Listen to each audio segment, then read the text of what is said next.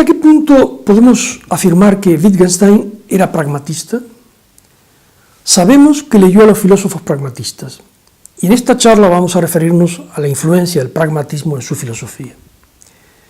El primer Wittgenstein, el del Tractatus Logico-Philosophicus, y los neopragmatistas toman distancia de esta obra y solo reivindican al último Wittgenstein. El Tractatus pertenecía a la tradición realista, que el pragmatismo no acepta. En esa tradición, el sujeto cognoscente era contemplado como un mero espectador. La verdad era entendida como una relación de correspondencia que se manifiesta cuando el pensamiento y el lenguaje que lo expresa reflejan el mundo ya hecho con el que se compromete ontológicamente. Ese primer periodo del filósofo nos entrega a un filósofo afiliado a la teoría pictórica del significado, comprometido con una teoría de la verdad como correspondencia y defensor de la idea de un mundo ya hecho que pensamiento y lenguaje deberían reflejar. Pero esto no agota el análisis del Tractatus Lógico-Philosophicus, en el que podemos encontrar rasgos pragmáticos. Si los pragmatistas rechazan la noción de un mundo ya hecho, en el Tractatus el filósofo vienés nos propone que percibir un complejo quiere decir percibir que sus partes constitutivas están combinadas entre sí.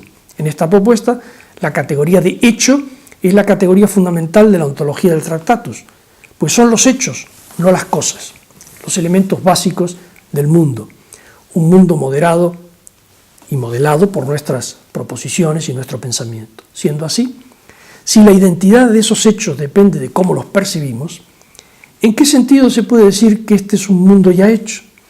Si frente al realismo metafísico los pragmatistas proponían el relativismo conceptual, vemos que el primer Wittgenstein, el del Tractatus, aceptaba la tesis del relativismo conceptual.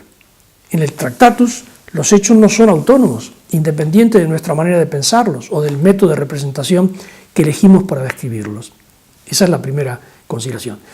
En principio, no es posible emplear un único método, sino varios métodos de representación, sería la segunda. Y si bien es cierto que el Tractatus hace uso de las metáforas del realista metafísico, afirma que pensamiento y lenguaje son una copia de la realidad y defiende que la proposición es un modelo de la realidad, y añade algo más.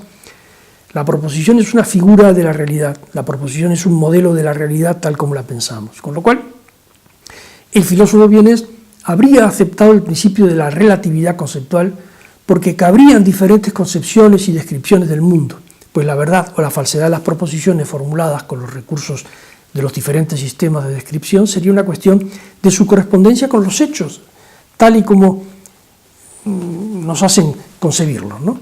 El filósofo vienés no quiere negar el relativismo conceptual y coincide con los pragmatistas en una relativización de la verdad como correspondencia a un marco teórico lingüístico determinado. Con lo cual, San Félix Vidarte demuestra que el Tractatus se aleja de las tesis fundamentales del realismo metafísico y no hace suya la tesis ontológica de un mundo ya hecho que no acusaría rastro de la contribución humana.